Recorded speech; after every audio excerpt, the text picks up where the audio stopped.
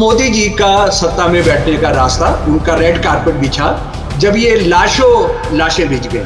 हिंदुत्ववाद और हत्या सिक्के के दो पहलू नहीं, एक पहलू है। और आप इसका हिंदुओं पर भी आप इसका देखते हैं, यानी जो आपका विरोधी हुआ, जिससे आपको खतरा हुआ, या जो आपको हत्या कराने से सत्ता में आने में मदद करेगा, अपने रोटी रोजगार हेल्थ एजुकेशन का किसी का जवाब नहीं देना है। एक इमोशनल इशू करा देना है, एक संकट पैदा करा देना है। और ये लातीनी अमेरिका के शासक सारी दुनिया के पूंजीवाद और साम्राज्यवाद के कहने पे करते रहे। समाज का क्रिमिनलाइजेशन आज योगी ने यही करके रखा हुआ है, मोदी ने आज यही करके रखा हुआ है कि मैं माफिया से तुमको बचाऊंगा। फरवरी 25 का भाषण योगी का, इस हाउस में कह रहा हूं, इस माफिया को मिट्टी में मिला देंगे। यानी आप माफिया आपके जिंदा रहने, आपके राज करने का अभिन्न अंग हो जाता है।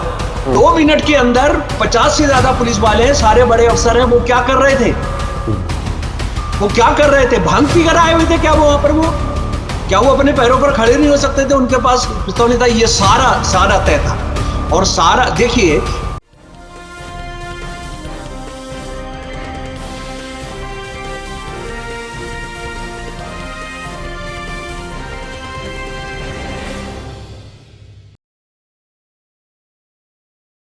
हेलो, नमस्कार, आदाब, सत श्री अकाल और अस्सलाम वालेकुम। मैं हूं मोहम्मद अहमद काज़मी, लेकर आया हूं आपका पसंदीदा कार्यक्रम आपके रूबरू। आज के कार्यक्रम में बहुत कुछ अहम होने जा रहा है। शमसुल इस्लाम साहब से हम बात कर रहे हैं। उनसे हम जब भी बात करते हैं बहुत सी गहराई से इंफॉर्मेशन मिलती है, और जो बैकग्राउंड वो देते हैं बाकायदा सबूतों के साथ, वो बहुत ही अहम होती है। आज के इस जमाने में जब गोदी मीडिया आपको कोई सही इंफॉर्मेशन नहीं देना चाहता, हमारी कोशिश है कि वो सब आप तक पहुंचे ताकि आप जहनी तौर पर ज्यादा बेहतर अंदाज में तैयार हो सकें, चीजों को समझें, और अगर कहीं बात करनी हो, बात की जा सकती हो, तो वहां अपनी बात मजबूती से रखें। आज हम जिन इश्यूज पर बात कर रहे हैं वो शमसुल इस्लाम साहब के साथ ये जो अतीक का मर्डर हुआ है, ये आखिर आरएसएस की कौन सी सोच समझ की बुनियाद पर यह सब कुछ हो रहा है? अब से पहले क्या कुछ उनके नजरिए के मुताबिक अब तक होता रहा है? और इनके जो बड़े बुजुर्ग थे, जो आइडियोलॉग थे, वो इस किस्म की हत्या को किस तरह से जायज और मुनासिब समझते थे? न सिर्फ मुनासिब समझते थे बल्कि करवाते थे। अब मैं इसके अलावा और भी दूसरे इश्यूज पर बात करूंगा। वो ये है कि जो जम्मू कश्मीर के साबिक गवर्नर सतपाल मलिक ने जो बातें कही हैं पुलवामा अटैक के बारे में, जिसमें हमारे 40 फौजी शहीद हुए थे, वो क्या कुछ है जो कुछ उन्होंने कहा। उन्होंने प्रधानमंत्री के बारे में भी कहा कि उन्होंने कहा कि आप खामोश रहिए, ये ना बताइए कि हमारी गलती है, और उसको फिर पाकिस्तान की तरफ मोड़ दिया गया और इलेक्शन जीता गया। क्या कुछ है? शमसुल इस्लाम साहब ने उसी वक्त 1 हफ्ते से भी कम मुद्दत में वो बातें बता दी थी जो आज लेफ्टिनेंट गवर्नर कह रहे हैं। तो इसकी गहराई तक हम समझने की कोशिश करेंगे। शमसुल इस्लाम साहब को आप अच्छी तरह जानते हैं कि वो एक बड़े राइटर हैं, सोशल एक्टिविस्ट हैं, जेएनयू की बैकग्राउंड है तालीम की, और दिल्ली यूनिवर्सिटी में आपने पढ़ाया है। एक लंबे अरसे से मुख्तलिफ तरीकों से लोगों में बेदारी पैदा करने की बात करते हैं, बहुत ही बेबाक अंदाज में सबूतों के साथ बात करते हैं। शमसुल इस्लाम साहब, वेलकम है आपका। मीडिया स्टार वर्ल्ड को आप वक्त दे देते हैं, उसके लिए शुक्रिया। आप ये बताइए कि ये अतीक का मर्डर जिस तरह से हुआ, यानी पुलिस कस्टडी में, पुलिस साथ में, इतनी भीड़, कैमरों के सामने मर्डर हुआ, ये क्या कुछ है और आप इसको किस तरह से देख रहे हैं? क्योंकि आप आरएसएस की आइडियोलॉजी को बहुत लंबे अरसे से देख रहे हैं, पढ़ रहे हैं, समझ रहे हैं और लोगों को समझा रहे हैं। आपकी बहुत सी किताबें आरएसएस के बारे में हैं। क्या कुछ है इसके पीछे? जी, बहुत शुक्रिया काज़मी साहब एक बार फिर मौका देने के लिए। और आपने जिन चीजों की ओर इशारा किया, वो शर्मनाक घटनाएं इतनी तेजी से, खासतौर पर मोदी जी के सत्ता में आने के बाद और योगी जी के सत्ता में आने के बाद यूपी में हो रही हैं, उनको रोज हम पूरा देश उससे जूझ रहा है, पूरा देश उससे परेशान है, और हम सब लोग जो इस देश के संविधान में, इस देश के प्रजातंत्र में विश्वास करते हैं, वो सहम जाते हैं।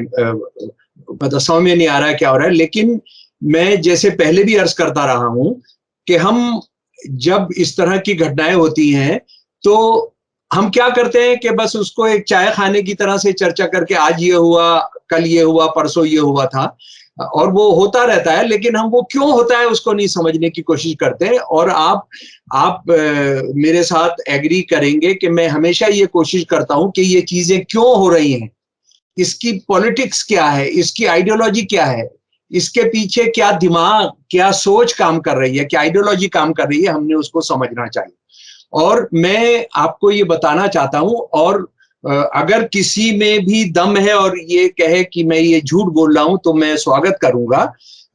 वो ये है कि आरएसएस जो है वो दुनिया का सबसे बड़ा गुरुकुल है हिंसा सिखाने का, वो सबसे बड़ा गुरुकुल है झूठ बोलने का, वो सबसे बड़ा गुरुकुल है अफवाहें फैलाने का, वो सबसे बड़ा गुरुकुल है सच को ढांपने का। वो सच को ढांपने का वो एक गुरुकुल है, ये जो है। और ये किस तरह से, यानी झूठ बोलना, सच को छुपाना, इल्म को बिल्कुल ये बताना कि नहीं वो तो इल्म नहीं है बल्कि वो झूठ है, और क्या क्या बोल देना इल्म के बारे में, नॉलेज के बारे में, एजुकेशन के बारे में। तो वो छोटी बातें लगती हैं, लेकिन वो कत्ल का सहारा लेना, मौतों का सहारा लेना, खून लोगों का बहाना, उसके उसके उसके सहारे सत्ता में आना, इतने उदाहरण है। मैं आपको यानी गिनवाना शुरू करूंगा तो शाम हो जाएगी, लेकिन एक दो तीन मोटे उदाहरण आप समझ लीजिए कि बाबरी मस्जिद को गिराने से पहले जो सारे देश में खून की होली खेली गई, और बाद में जो खून की होली खेली गई, उसके बाद बीजेपी को राज मिला। समझ लीजिए, मोदी जी का जो गुजरात में 2002 के अंदर डामाडोल था, 2002 के अंदर ही चुनाव होना था, डामाडोल था, तो आप जानते हैं कि कैसे वहां एक ट्रेन की बोगी जलाई गई थी जी, ट्रेन की बोगी वहां जली थी, और उसके बाद कैसे लाशों का जो तमाम लोग शहीद हुए थे उसके अंदर, जो बोगी के जलने के अंदर। मैं इस बहस में नहीं जा रहा हूं क्यों हुआ था क्यों नहीं हुआ था, लेकिन ये सच है कि वो बोगी जली थी, और उसके अंदर बहुत सारे जो अयोध्या से लौट रहे थे, जिनको कार सेवक कहा जाता है, उनको वो जलकर मरे थे और वो शहीद हुए थे। ये बिल्कुल सच बात है। लेकिन उनकी लाशों को जैसे घुमाकर, सब जगह घुमाकर, और पुलिस खामोश रही, सेना खामोश रही। एक मुसलमानों के बड़े हमदर्द हैं जो आरएसएस के भाई साहब को मिलते रहते हैं, वो सेना भी लेकर गए थे कि वो सेना भी मौके पर नहीं पहुंची। तो खैर, और उसके बाद कैसे 50-50, 100-100 लोगों को जलाकर मारा गया, उनको घेर कर मारा गया, जिसमें पुराने मेंबर पार्लियामेंट भी थे। और मोदी जी का सत्ता में बैठने का रास्ता, उनका रेड कारपेट बिछा जब ये लाशें बिछ गए जी। उसके बाद 2019 का चुनाव है, 2019 का चुनाव है, काफी गड़बड़ हो रही है, काफी जो वायदे किए गए थे, जो एक्सपेरिमेंट्स किए गए थे, ये पैसे का ये उसका डिमोनेटाइजेशन, और क्या क्या, हर साल 2 करोड़ नौकरियां मिलेंगी, 15 लाख आएंगे, और ये बताया गया था, ये तो अमित शाह जी ने कहा था, ये तो जुमले हैं, ये तो बोले ही जाते हैं नेताओं द्वारा। लोग काफी गुस्सा थे, और उसके बाद हम देखते हैं पुलवामा हो गया था। पुलवामा जो हुआ था, दुनिया के किसी जाहिल से जाहिल गवारों के देश में भी वहां का डिफेंस मिनिस्टर और प्रधानमंत्री को जेल हो जानी चाहिए थी, जिस तरह की नालायकी से वो ये मजदूरों, किसानों के बच्चे मारे गए थे। ये जो सीआरपी में खासतौर पर होता है, सेना में ये होता है, ये कोई सेठों के बच्चे नहीं जाते, ये कोई अमीरों के बच्चे नहीं जाते हैं, ये अपर मिडिल क्लास के बच्चे नहीं जाते हैं। वो अगर जाते भी हैं तो एनडीए वगैरह के अंदर चले जाते हैं। ये जो सैनिक होता है, ये जो सिपाही होता है, ये किसानों के, भूमिहीन किसानों के बच्चे, मजदूरों के बच्चे कैसे कैसे मेहनत करके ये उसके अंदर जाते हैं। कितनी गाड़ियां थी, 20 से 50 तक गाड़ियां थी। और ये मोदी सरकार ये बता चुकी थी, पहले बता चुकी थी कि 10 दिन से एक बंदा सैकड़ों किलोमीटर, सैकड़ों मन बारूद लेकर घूम रहा है, एक गाड़ी के अंदर घूम रहा है। उसका उनको ये भी पता था, उसका ये भी पता था कि उसका मेक क्या है? उसके बावजूद कोई रोक नहीं लगाया गया और एक ऐसी रोड पर 40-50 गाड़ियां या जितनी भी थी वो खड़ी कर दी गई और ये खुला नहीं होता था उस बदमाश को, उस आतंकवादी को जो कहीं से भी आया था। लेकिन वो कैसे आ गया था लेकर गाड़ी, और जाहिर है कि उसने जो सारा डायनामाइट भरा था उसको वहीं फराहम कराया गया था, उसको वहीं से मिला था। इसकी सूचना थी मोदी सरकार को, इसकी सूचना थी जम्मू एंड कश्मीर में जो आरएसएस के द्वारा अफसरों को तैनात किया गया, उनको सूचना थी। उसके बाद वो लाइन लगवाई गई, कोई रास्ते में कोई ब्रेकर नहीं, ब्रेकर का मतलब कोई चेकिंग नहीं, और उसने आके सीधा का सीधा कर दिया। मैं इतना परेशान हुआ था उसके बाद, और क्योंकि मैं इसकी खबर रखता हूं, मैं जो टेररिस्ट कार्रवाइयां हैं, चाहे वो इस्लामिस्ट की तरफ से हो या खालिस्तानियों की तरफ से हो या हिंदुत्ववादियों की तरफ से हो, मैं उसका एक रिसर्चर हूं। मैंने 4 दिन के अंदर सारा फैक्ट जमा करके 5वें दिन मैंने एक स्टोरी रिलीज की थी जो काफी पढ़ी गई थी, और मैंने ये सवाल उठाए थे कि नंबर 1 बात, इतने सारे सिपाही एक जगह जमा कैसे किए जाए? नंबर 1 बात, इसका जवाब देना होगा। नंबर 2 बात, ये जो घुस गया है बंदा, उसकी कोई खबर नहीं है। ये कैसे आपको खबर नहीं? क्योंकि होने के बाद तो आपने बताया वो 1 घंटा पहले वहां था, 1 घंटा पहले यहां था। ये जो अतीक और अशरफ की और उससे पहले उनके बच्चों की जो हत्या हुई है, उनके मारने वालों का कल आप यूपी के पुलिस वालों के अफसरों के बयान देखिए। उनको पता है कि पिछले 15 साल से 16 साल से ये लड़के, तीनों हत्यारे लड़के, कब कान में उंगली कर रहे थे, कब नाक में उंगली कर रहे थे, तब ये अपना बाल सादा कर रहे थे, कहां कहां ये थे। एक एक दिन की खबर इनको है, बाद में इनको सब खबर हो जाती है। तो इसका मतलब पहले भी खबर थी, लेकिन उस खबर पर कोई एक्शन नहीं लेना चाहते हैं। अगर इसको कोई चुनौती देना चाहता है तो मुझे बता दे, इन तीनों लड़कों के बारे में जो डिटेल्स पुलिस रिलीज कर रही है, वो उस हथियारी गाड़ी के बारे में भी वो पुलिस, और उसको, उस बंदे को बाद में उन्होंने मार गिराया था, एनकाउंटर के अंदर मार गिराया था। और उसके बाद ये था कि आप इनको हवाई जहाज नहीं दिला सकते। और काजमी साहब, मैं सुनने वाले, देखने वालों को निवेदन करूंगा कि जिस जगह के पुलवामा में हुआ था वहां से पाकिस्तान बॉर्डर कितनी दूर है, जरा वो भी देख लीजिए। और सबसे शर्मनाक बात यह है कि जिस वक्त ये हुआ, हमारे प्रधानमंत्री मोदी जी एक अय्याशगाह पर, एक विदेशी आदमी है जो लोगों को बेवकूफ बनाता है कि देखो मैं किस तरह से, कैसे कैसे हालात में रहता हूं। मजे की बात यह है वो क्या क्या करतब करता है, लेकिन उसका एक कैमरा टीम रहती है, पर वो कहता है मैं अकेला डूब गया, मैं अकेला शेर से लड़ गया, मैं अकेला सांप से लड़ गया। पर वो रिकॉर्डिंग कौन कर रहा होता है ये किसी को नहीं पता होता है। ये उनके साथ शूट कर रहे थे, और मैंने उस वक्त भी ये सवाल उठाया था, और ये तो सतपाल मलिक जी ने बिल्कुल कह दिया है कि उन्होंने फोन नहीं लिया था।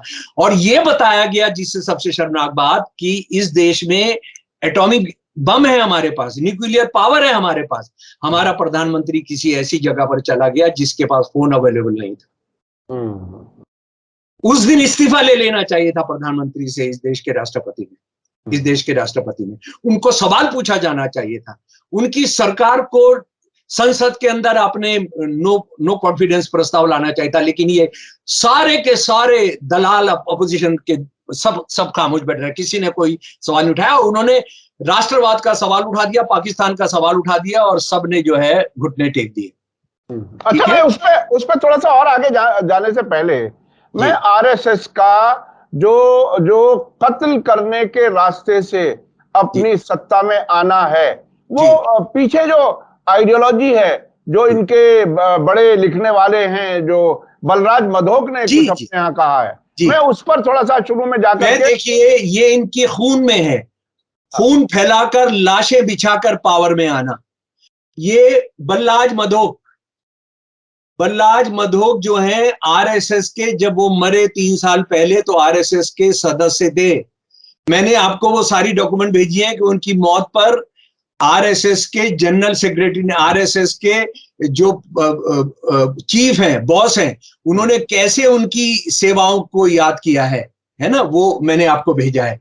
ये उनकी जीवनी का तीसरा भाग है, जिंदगी का सफर, दीनदयाल उपाध्याय की हत्या से इंदिरा गांधी की हत्या तक।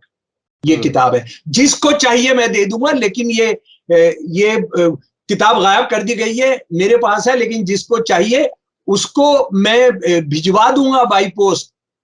लेकिन ये फ्री में अवेलेबल नहीं है, क्योंकि मैं इसका पीडीएफ भी नहीं कराना चाहता हूं, क्योंकि ये जिन्होंने छापा है मैं उनका कोई नुकसान नहीं कराना चाहता हूं। इस किताब में एक बीजेपी का बहुत बड़ा लीडर, बहुत बड़ा आइडियोलॉग हुए हैं दीनदयाल उपाध्याय, जिनके नाम पर आज आधे से ज्यादा स्कीमें चलती हैं, और यूपी में तो बहुत ही स्कीमें चलती हैं। ये मथुरा के रहने वाले थे, और ये 18-19 साल की उम्र में आरएसएस में आ गए थे, और ये हेडगेवार और गोलवालकर के बराबर के आइडियोलॉग माने जाते हैं आरएसएस के जी। और इन्होंने जातिवाद को एक सौधर्म का नाम दे दिया था कि जातिवाद नहीं होता, है तो हमारा अपना धर्म है, हमने इसको मानना है। और मुसलमान खतरा नंबर 1 है, जो आरएसएस हमेशा से कहती है कि खतरा नंबर 1 है। ये सिद्धांत इनका ही दिया हुआ है, ये दीनदयाल उपाध्याय जी का दिया हुआ है।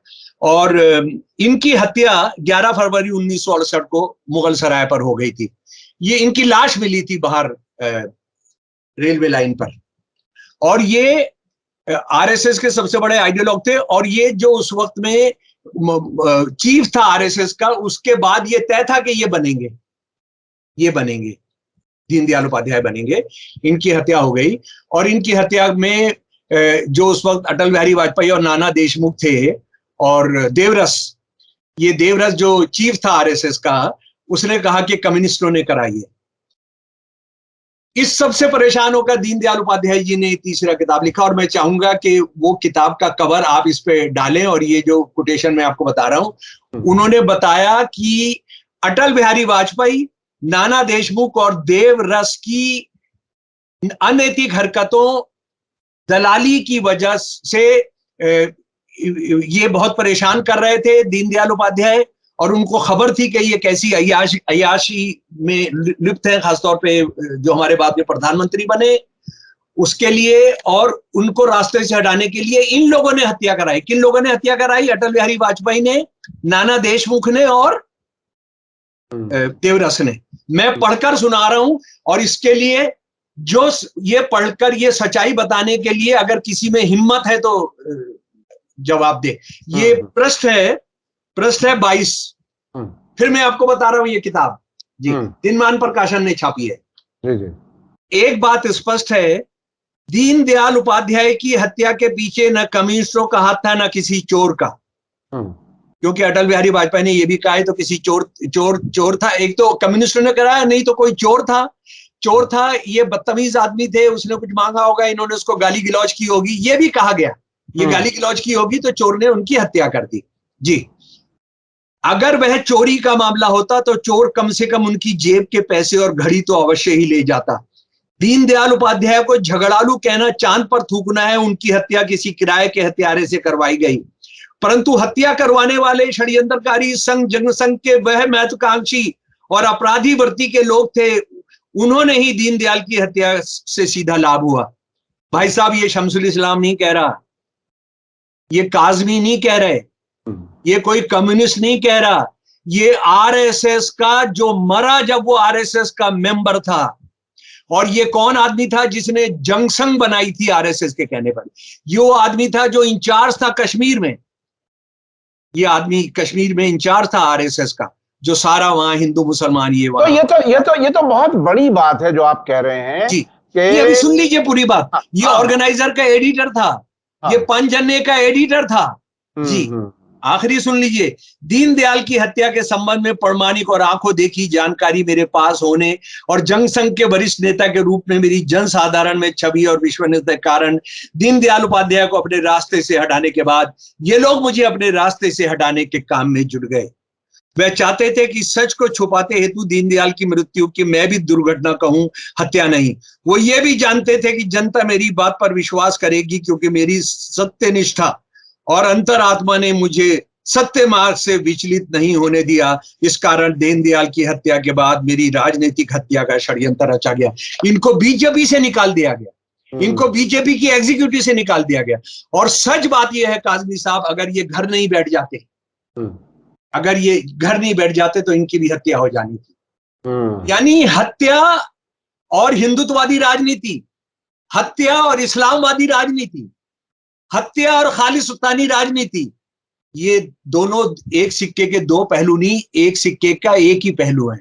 मैं आपको यहाँ पर इस मुहावरे को भी आज बदलवा देना चाहता हूँ। जी जी जी जी, ये हिंदुत्ववाद और हिंसा, हिंदुत्ववाद और हत्या सिक्के के दो पहलू नहीं, एक पहलू है। और आप इसका हिंदुओं पर भी आप इसका देखते हैं। यानी जो आपका विरोधी हुआ, जिससे आपको खतरा हुआ, या जो आपको हत्या कराने से सत्ता में आने में मदद करेगा, अपने रोटी, रोजगार, हेल्थ, एजुकेशन का किसी का जवाब नहीं देना है। एक इमोशनल इशू करा देना है, एक संकट पैदा करा देना है।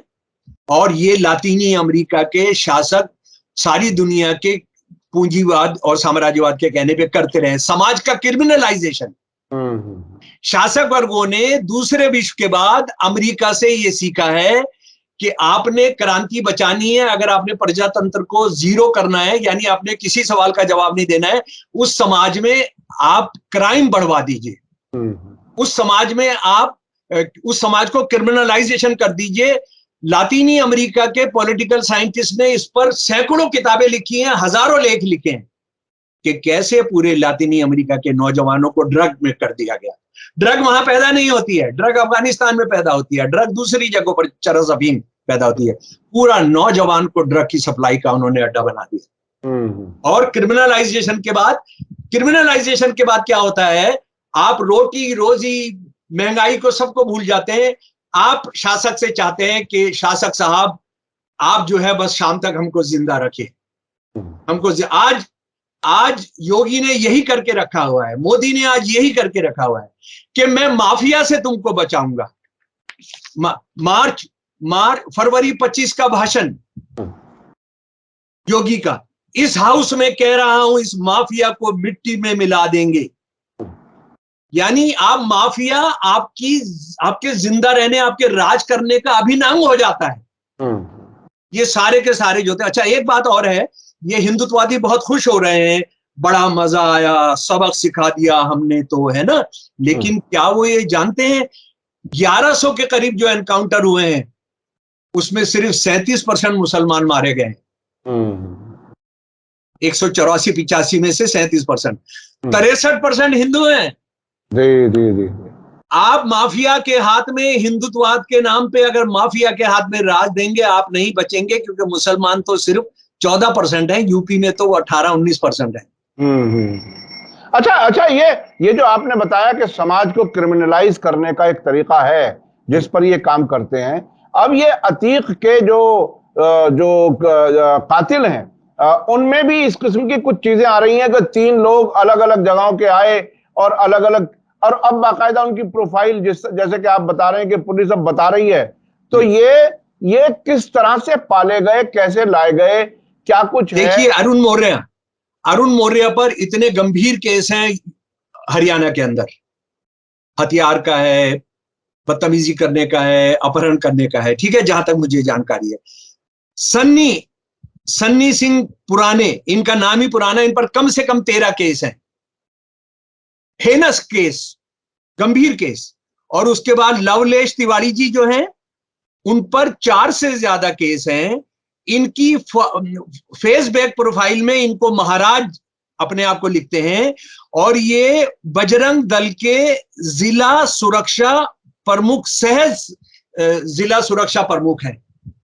अच्छा, एक जरा सा एक बिला दिमाग के आदमी को भी समझ में आ जाएगी बात जो मैं आपके सामने बताने जा रहा हूं। ये बच्चे क्रिमिनल्स हैं, ये गरीबों के बच्चे हैं, ये गरीबों के बच्चे हैं, खाने को रोटी नहीं है, ड्रग के चक्कर में है, ये सब करते हैं, ये छीन लेते हैं, चेन छीन लेते हैं, पैसा उठा लेते हैं, जिसका काम कर रहे होते हैं उसका से पैसा उठा लेते हैं, अपने मालिक मकान के यहाँ 200 रुपए चुरा लेते हैं, जो इनका मालिक मकान है, जिसके यहाँ किराएदार हैं।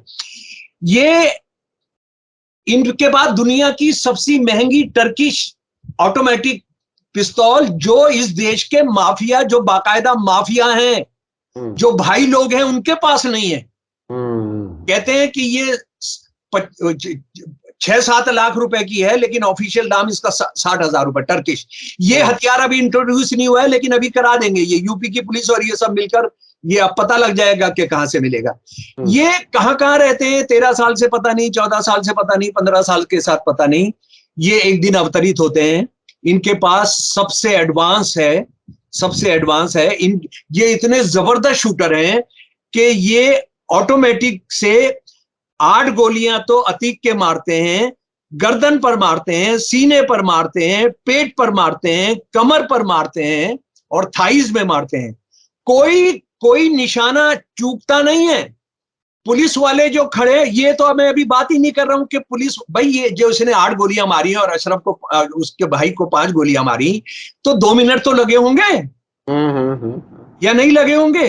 बिल्कुल। 2 मिनट के अंदर 50 से ज्यादा पुलिस वाले हैं, सारे बड़े अफसर हैं। वो क्या कर रहे थे? वो क्या कर रहे थे? भांग पी कर आए हुए थे क्या वो वहां पर? वो क्या वो अपने पैरों पर खड़े नहीं हो सकते थे? उनके पास पिस्तौल नहीं था? ये सारा तय था। और सारा देखिए, ये कैसे जुटे होंगे कभी, ये कैसे जुटे होंगे? इनको मेरा पूरा, मैं इल्जाम नहीं लगा रहा हूं, सच बोलता हूं कि इनको बजरंग दल के लोगों ने जोड़ा होगा। वो सारे क्रिमिनल जमा कर दे। मैं एक और बात यहां जोड़ना चाहता हूं काजमी साहब, मेरे प्यारे दोस्तों, मैं 40 साल से आरएसएस पर काम कर रहा हूं और इस्लामी संगठनों पर भी काम कर रहा हूं। पाकिस्तान और बांग्लादेश में उन्होंने कैसे किया है, कैसे मेरे दोस्तों को शहीद किया है वहां पर बांग्लादेश में, दर्जनों को मैं जानता हूं किस तरह से वो काम करते हैं। जो गरीबों की बस्तियां होती हैं, वहां पे सिर्फ दलित नहीं होते, गरीब ऊंची जाति के भी होते हैं। ये क्या करते हैं, जो अपने आप को मिलिटेंट संगठन कहते हैं, ये वहां जाते हैं और कहते हैं चलिए काम पर चलना है। काम पर चलना क्या होता है? एक बस होती है, बस में लेकर जाते हैं। मैं 2 जगहों का खास तौर पर जानता हूं, जो मेरी स्टडी का फोकस रहा है। उनको लेकर जाते हैं और कई काम कराने होते हैं। प्रदर्शन कराना है, किसी को जाके पीटना है, मान लीजिए कहीं पर उनको ये लगा कि गाय का कुछ हो रहा है, या मुसलमान आदमी ने लड़की छेड़ी है तो उसकी पिटाई करवाने के लिए इन बच्चों को लेकर जाता है। इनमें कोई वसंत विहार वाला बच्चा नहीं होता है, इनमें कोई आर के पुरम वाला बच्चा नहीं होता है। सारे वहां के बच्चों को जमा करते हैं, उनको खाना खिलाते हैं, 200 रुपए देते हैं और कहते हैं तुम्हारी कोई जिम्मेदारी नहीं होगी, हम सारा सुलटेंगे। तो ये बच्चे जो है, फिर इनकी हिम्मत भी बढ़ जाती है। लेकिन मैं इनसे ये सवाल पूछना चाहता हूं कि ये ज्यादा से ज्यादा 37% को ही तो मार पाएंगे। ये यूपी के अंदर जो बच्चियों को घुस के अंदर मार रहे हैं, बच्चियां जलाकर मर जा रही हैं, आत्महत्या कर ले रही हैं, उनमें तो मुसलमान बहुत कम है। वो तो गैर मुसलमान है। ये जो बच्चियों के साथ हो रहा है, ये जिस माफिया की बात कर रहा है ये बाबा, ये माफिया जो हिंदू लड़कियां अपने आप को आग लगाकर, फांसी लगाकर मार दे रही हैं, क्या वो भी किसी माफिया का शिकार हो रही हैं? नहीं हो रही हैं। यानी मैं बजरंग दल से और इसके चाहने वालों से पूछना चाहता हूं कि इस देश में 14% मुसलमान हैं, तुम इनको क्रिमिनल बना दोगे तो सारे देश का सत्यानाश हो जाएगा। हिंदू नहीं बचेंगे। पाकिस्तान का हाल देख लीजिए, बांग्लादेश का हाल देख लीजिए, हाँ, लातिन अमेरिका का हाल देख लीजिए। लातिन अमेरिका दुनिया में सबसे ज्यादा बच्चियों को रेप करने वाला बन गया, और रेप कोई मुसलमान नहीं कर रहा है, ईसाई नहीं कर रहा है, सिख नहीं कर रहा है, वही माफिया कर। और फिर लड़कियों को ड्रग्स के लिए इस्तेमाल कर रहे हैं, लड़कियों को ट्रैफिकिंग के लिए इस्तेमाल कर रहे हैं। सच्ची बात यह है कि हमारी संसद ने वो नहीं करेगी, हमारे राष्ट्रपति ने वो नहीं करेंगी मैडम, हमारी सुप्रीम कोर्ट ने उस पर तो ताला लगा देना चाहिए, वो नहीं करेंगे। मैं विपक्ष की पार्टियों से मांग करता हूं कि वो ये मांग करें कि इस देश के अंदर बजरंग दल, विश्व हिंदू परिषद और आरएसएस के मेंबरों की एक सूची, ऑथेंटिकेटेड सूची, वो देश के अंदर कहा जाए कि इसको पेश करो। उनका संगठन क्या है वो पेश करो। अरे साहब, आपने माविस्ट पर इल्जाम, आपने माविस्ट पर बंद किया हुआ, पाबंदी लगाई हुई है। आपने पॉपुलर फ्रंट ऑफ इंडिया पर इस पाबंदी लगाई हुई है कि उनके पास कोई डॉक्यूमेंट नहीं है, वो आतंकी संगठन है। अरे आपका तो कोई संगठन, आपके पास कोई रजिस्टर कुछ नहीं है और आप हत्याएं कर रहे हैं। आपने हत्या की थी गांधी जी की, आपने हत्या की गौरी लंकेश की, आपने हत्या की एमएम कलबुर्गी की, आपने हत्या की नरेंद्र दाभोलकर जी की, आपने हत्या की हमारे इतिहासकार की गोविंद पंसारे जी की। आप तो और सीधा बोल रहे हैं कि हमने की है, हमने की है। इस देश को क्या हुआ है? अरे सबको छोड़िए, अपोजिशन पार्टियां, तुमको जरा सा शर्म है? तुम कभी गांधी की बात करते हो, कभी नेहरू की बात करते हो, तुम कभी अंबेडकर की बात करते हो। तुम इस देश में एक ये मांग नहीं कर सकते कि हमको विश्व हिंदू परिषद, बजरंग दल और उसकी तरह के जुड़े हुए सारे हिंदुत्ववादी गुंडों के संगठन, और सबको छोड़िए आरएसएस, आरएसएस की ऑथेंटिकेटेड मेंबर्स की सूची पेश करें। ये देखिए, बहुत ही खतरनाक सूरत हाल है। नागपुर से हमारी कई बार बात होती है, वहां ऐसे लोग भी हैं जो इनके रजिस्ट्रेशन के ना होने को चैलेंज किया। बाकायदा एक ऑर्गेनाइजेशन बन गई बिल्कुल इसी नाम से, उसने अपना नाम रजिस्टर भी करा लिया है, और वो सामाजिक संस्था है। लेकिन इनके यहाँ कोई जिम्मेदारी ना हो, शायद इसलिए कोई बैंक अकाउंट आरएसएस के नाम से नहीं, कोई सोसाइटी रजिस्टर्ड नहीं, लेकिन फिर भी विश्व की सबसे बड़ी पॉलिटिकल पार्टी के सबसे बड़ा हिंदू ऑर्गेनाइजेशन, जी जी जी, एक ही ऑर्गेनाइजेशन जो अपने आप को कल्चरल ऑर्गेनाइजेशन कहता है और हथियारों की पूजा करता है, ये उसी का ऑफशूट है। बिल्कुल बिल्कुल बिल्कुल। आरएसएस अपने स्थापना दिवस पर हर रोज तो लाठी लिए ही रहते हैं। जी जी जी जी। कोई एक्सरसाइज में लाठी और तलवार का क्या मतलब है? अगर शमसुल इस्लाम लाठी लेके चला जाए और एक तलवार लेकर चला जाए, फांसी पर लटका दिया जाएगा। जी जी जी जी जी। ये हथियारों की पूजा करते हैं। इनको कौन से हथियार? इनका जो बाबा है, जो एक कोर्ट का बाबा है, रामदेव, वो सिक्योरिटी गार्ड्स बनाने की ट्रेनिंग देने का एक हिंदुस्तान का सबसे बड़ा कंपनी चला रहा है। जी जी जी जी जी। किस लिए चला रहा है? गृह युद्ध के लिए, हथियारों की ट्रेनिंग देने के लिए। क्या मतलब है तुमको इसको करने का? आप इसको मीडिया स्टार वर्ल्ड को इजाजत दीजिए, मीडिया स्टार वर्ल्ड को इजाजत दीजिए एक ट्रेनिंग खोलने का, जिसमें आप उनको हथियारों का लाइसेंस दीजिए। वो ट्रेनिंग देंगे, वो ट्रेनिंग देंगे गार्ड बनाने की। अरे आप चैनल नहीं चलाने देते हैं। आप कोई मुसलमान या मुसलमान तंजीम उससे जुड़ी हो तो, कोई दलित तंजीम जुड़ी हो तो, आपने रतनलाल अंबेडकर नामे के साथ क्या क्या आप करते हैं? उनको गिरफ्तार करते हैं, उनको थ्रेट करते हैं, उनको जान से मारने की। उनको अभी लंदन जाना था 14 तारीख को, बाबा साहब के जन्मदिन पर, उसको दिल्ली पुलिस ने रोक दिया। जी जी जी जी। ये देखिए, मुसलसल रोकना, दूसरा कोई एक्टिविटी ना करे, ताकि आपस में बात ना करे, साजिश को बताए नहीं, ये ताकि लोगों के आंख ना खुले। अभी जिस तरह से आपने बताया कि सिक्योरिटी गार्ड के ट्रेनिंग के नाम पर वो गृह युद्ध की तैयारी कर रहे हैं। एक ट्रेनिंग किसको दे रहे हैं? अरे भाई, आप बाकी लोगों के पेट पे, अभी तक क्या था कि आप रिटायर्ड जो मिलिट्री या पुलिस का आदमी होता था, उसको ये गार्ड बनाते थे। जी जी। ये आप अलग से गार्ड को क्या और उसके साथ ही साथ बाबा का भी बयान आया है कि वो हिंदू राष्ट्र बनाने के लिए सैनिकों को भी ट्रेन करेगा। सैनिक मतलब उसके लिए कमिटेड लोगों को, लड़कों को तय करेगा। अच्छा, एक चीज और जरा सा बीच में रह गई। आप जो है आरएसएस की किताब परम वैभव के पथ पर, वो किस तरह से साजिश करते हैं, उसमें लिखा हुआ है इस पर मुकदमा हो जाना चाहिए, लेकिन नहीं होता है। दिल्ली के मुस्लिम लीग का विश्वास संपादन करके उनके षड्यंत्रों को पता लगाने के लिए स्वयं सेवकों, आरएसएस के सदस्यों ने मुसलमान मजहब स्वीकार करने का ढोंग रचा था। अगर आरएसएस के ये नौजवान पंडित नेहरू और सरदार पटेल को साजिश की जानकारी न देते तो शायद भारत सरकार का अस्तित्व ही नहीं रहता। यानी जिन लोगों ने गांधी को मारा, वो सरकार को बचाने के लिए, नेहरू की सरकार को डिस्टेबलाइज करने के लिए गांधी को मारा, लेकिन वो ये बता रहे हैं कि हमने जो मुसलमान मजहब, भाई साहब खतने करा लिए थे इन्होंने दाढ़ी रखकर, और हिंदू औरतों को रेप करते थे ताकि गांधी के कत्ल का इल्जाम मुसलमानों पर लग सके। नहीं, उससे अलग बात है ये, वो तो किया ही था। ये तो ये है कि हिंदू फिर हमला बोलेंगे, और उसका किसी और ने नहीं, शमसुल इस्लाम ने नहीं, काज़मी ने नहीं, किसी अंबेडकरवादी ने नहीं, जो भारत के सबसे पहले राष्ट्रपति बने, उन्होंने जो होम मिनिस्टर को खत लिखा था बनने से पहले, वो भी सुना दे रहा हूं आपको। जी जी। ये सारा मेरी किताब में आरएसएस को पहचाने हैं। मुझे पता लगा है कि आरएसएस के लोग दंगे कराने की कोशिश कर रहे हैं। उन्होंने एक अच्छी खासी संख्या में पुरुषों को मुसलमानी पोशाक पहनाई है जो मुसलमानों की तरह दिखते हैं।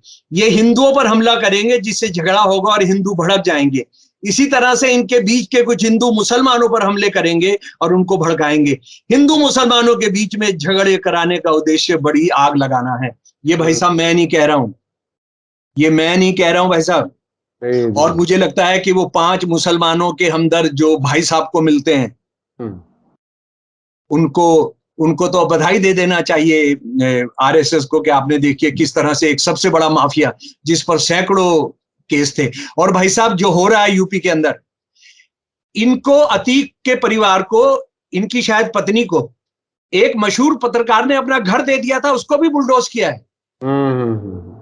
और ये जो मुस्लिम लोगों की बात आप कर रहे हैं कि भाई साहब से मिलते हैं, उन्होंने तो अपने लेटर में इस हद तक कह दिया कि इसमें किसी को शक नहीं होना चाहिए, किसी को शक नहीं है कि आरएसएस देश की प्रगति के लिए, देश के लिए काम कर रही है, तरक्की के लिए। तो देखिए, गुलामी, जहनी गुलामी हो तो ऐसी और एजेंट हो तो ऐसे, ये बिल्कुल बहुत ही मजबूत होकर के आरएसएस के एजेंट के तौर पर मुसलमानों में काम कर रहे हैं। और मुझे ऐसा लगता है कि आरएसएस न सिर्फ मुसलमानों में बल्कि हर समाज में अपने एजेंटों को तैनात करती है अपने लिए काम कराने के लिए। लेकिन भाई साहब वो सहमत नहीं हो रहे हैं, इसीलिए हिंसा का सहारा ले जाते। देखिए एक बात समझ ले, ये मैं मुसलमान कट्टरपंथियों से बहुत साफ कहता हूं, इस देश के अंदर हिंदू जो है आरएसएस की षड्यंत्रकारी, बलात्कारी, हत्यारी, झूठ बोलने की, मारने पीटने की पॉलिटिक्स का शिकार नहीं हो रहा है, तभी वो इस सब का सहारा ले रहे हैं।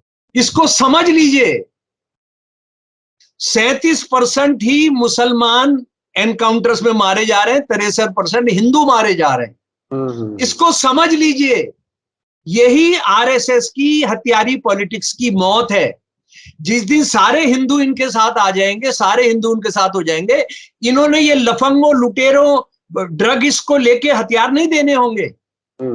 यानी आरएसएस की साजिश का असल शिकार हिंदू हैं, ये बात आप कहना चाहते हैं? जी।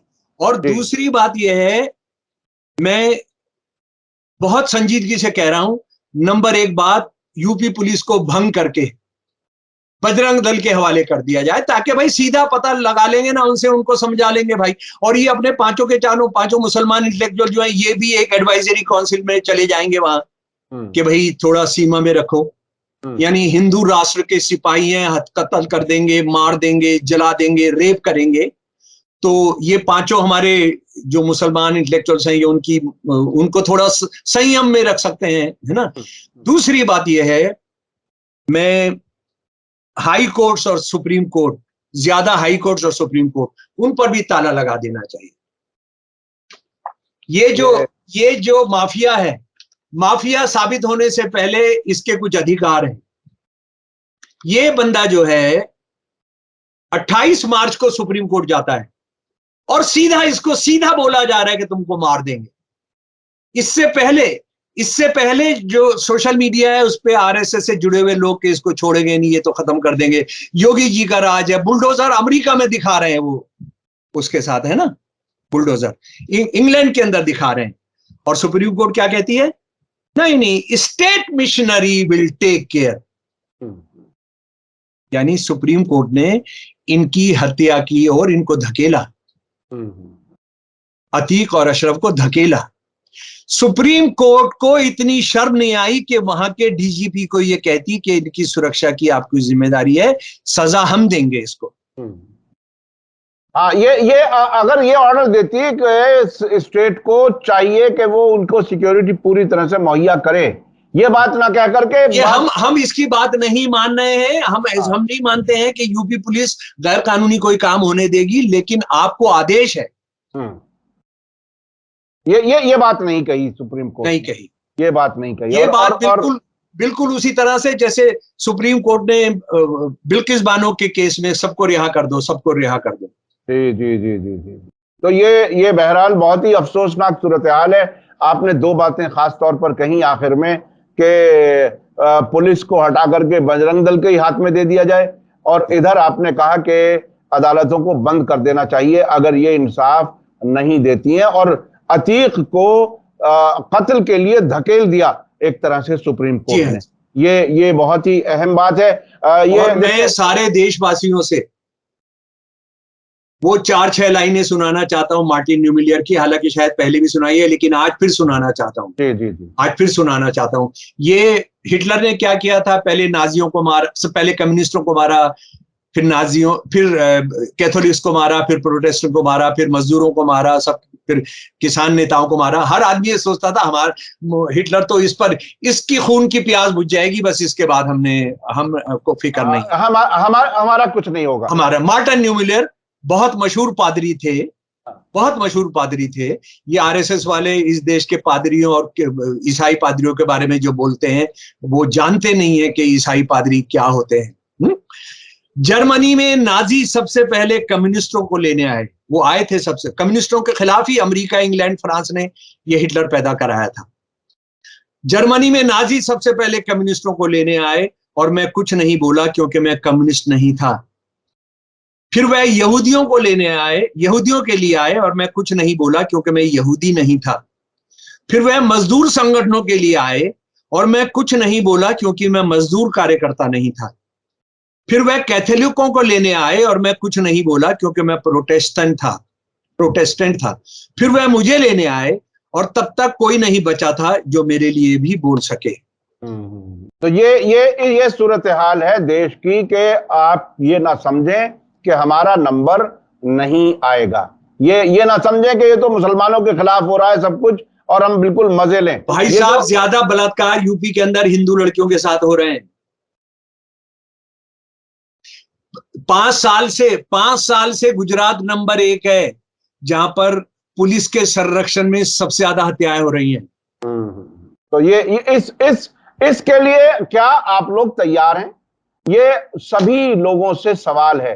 कोई मजहब, कोई कम्युनिटी बचेगी नहीं अगर इसी तरह से खामोश रहे। और ये अक्सर एक सवाल आता है, अक्सर मैं खत्म करने से एक बात याद दिला दूं कि अक्सर हिंदू भी जब आपस में बात करते हैं तो वो ये तो कहते हैं कि भाई कारोबार नहीं है। मैंने खुद अपनी कानों से सुना है, लोधी गार्डन में मैंने आहिस्ता आहिस्ता बात करते हुए सुना है कि साहब या कारोबार नहीं है, ये नहीं है, बच्चे बेकार बैठे हैं, पढ़ाई लिखाई सब ऐसे बैठे हैं, लेकिन क्या करें। तो वो दूसरा कहता नहीं यार कोई बात नहीं, मुसलमानों का तो दिमाग ठिकाने किया हुआ है। हाँ तो ये बात अगर आप समझ रहे हैं तो गलती पर हैं। दिमाग ठिकाने सबका आ रहा है जी। सिर्फ एक बात, मुसलमानों से घृणा क्यों है? किसी कंपटीशन में नहीं है, क्योंकि मुसलमानों ने ये सारे गरीब दबे कुचले थे। मुगल राज में भी इनका कुछ नहीं हुआ, कुछ नहीं हुआ। इन्होंने धर्म बदलकर कभी बराबरी सामाजिक हासिल करने की कोशिश की और डॉक्टर अंबेडकर और विवेकानंद जी तक ने इस बात को माना कि धर्म परिवर्तन जो है बराबरी हासिल करने के लिए। हिंदुत्ववादी जो ब्राह्मणवादी पॉलिटिक्स है वो इसको कभी माफ नहीं करेगी। बदकिस्मती से आम हिंदुओं के एक सेक्शन के अंदर जो बड़ा वोकल है, देखिए एक आम हिंदू ऐसा नहीं सोच रहा, एक सेक्शन जो बड़ा वोकल है वो 10% से ज्यादा नहीं है। ज्यादा से ज्यादा वो 19% है, 20% है जो मोदी को वोट करता है, उससे ज्यादा नहीं है, लेकिन वो वोकल बहुत है। जी जी जी, वो बोलता बहुत है। हाँ, जो बोलता है वो नजर आता है। बिल्कुल ऐसे ही जैसे प्रोटेस्ट होते हैं तो प्रोटेस्ट में हो सकता है आपके 2000 लोग ही हो, लेकिन एक ऐसा लगेगा शायद पूरा देश खड़ा हो गया है। तो ये एक तरीका है मेरा, उसका लिंक डाल देंगे आप, इसका जो मैंने हिंदी का आपको भेजा है। जी जी जी, मैं इसका लिंक जरूर डाल दूंगा। और मेरा पुलवामा वाला लेख का अंग्रेजी में है, वो भी डाल दीजिए। जी जी, जरूर जरूर जरूर, बहुत बहुत शुक्रिया। जी जी, बहुत बहुत शुक्रिया शमसुल इस्लाम साहब। ये हमारी मजबूरी है कि सोशल मीडिया पर और बात नहीं हो सकती। बहुत बहुत शुक्रिया। इसी के साथ मदद करिए भाई, मीडिया स्टार वर्ल्ड की मदद करिए, बहुत बहुत शुक्रिया शमसुल इस्लाम साहब। इसी के साथ मुझे दीजिए इजाजत। धन्यवाद, शुक्रिया। जय भारत, जय हिंद।